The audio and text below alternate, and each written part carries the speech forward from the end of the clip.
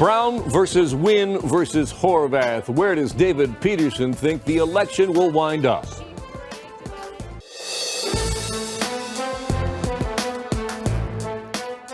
Welcome back to Focus, and my conversation with former Premier David Peterson continues. What do you see in your crystal ball for June 7th, 2018? Well, if I was that smart, I'd still be there, right? So how do I know? But the answer is I don't know, and nobody else knows. And what I do know is the following. Today's polls are not necessarily tomorrow's polls. Polls are very, very, very fickle things, and I have seen it so many times. I won a campaign, I started 20 points behind. I lost a campaign, I started 20 points ahead. Things change during campaigns. You could say, look, it was obvious that John Tory was going to win, and look what happened to that campaign, you know, when against Dalton. Things do happen.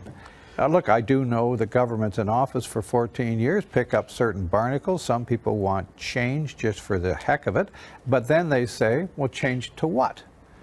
In this particular landscape, though, we have a premier in Kathleen Wynne who is clearly divisive.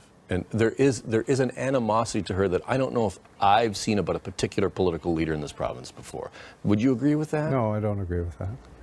I happen to know her very well.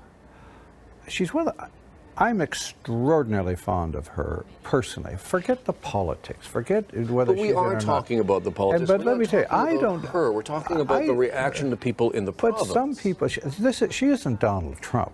She's not deliberately setting out to divide people. She doesn't look for wedge issues. She's very much the contrary of that.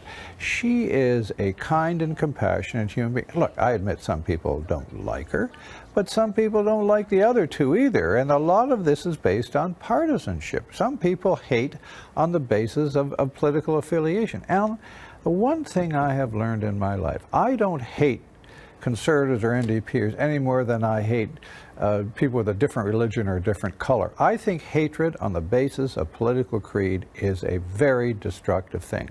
And I think we need more civilized dialogue. Now, I'm off your topic about who you think is going to win next time. I think it's kind of an even race going in.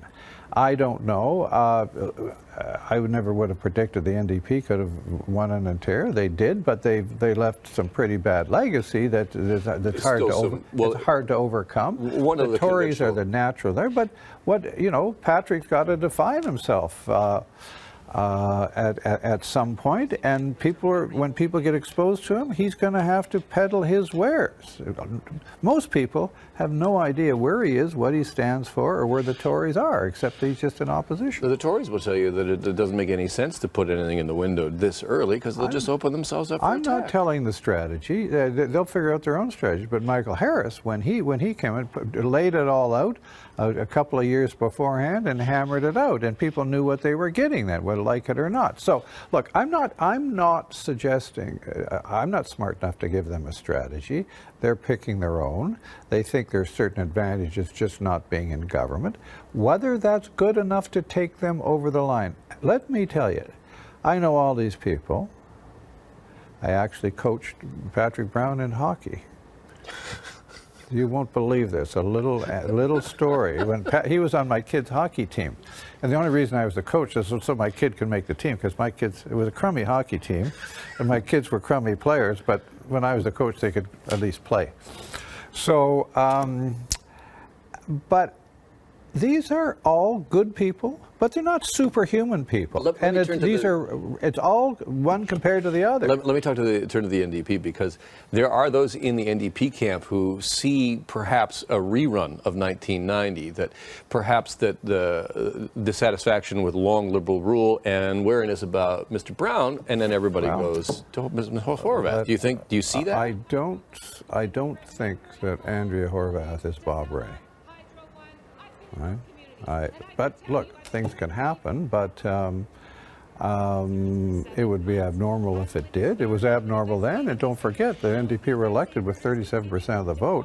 I honestly believe if that election was played again, people would say, oh, we wanted to send a message. We wanted to hit the wrists of the people in government. We didn't really want to kick them out. I don't think anybody really wanted what they got, and what they got they weren't particularly happy with very, very quickly into the regime. So, but look, I'm not whining about this. This is the way life is. Yes. And people kind of understand those lessons as well.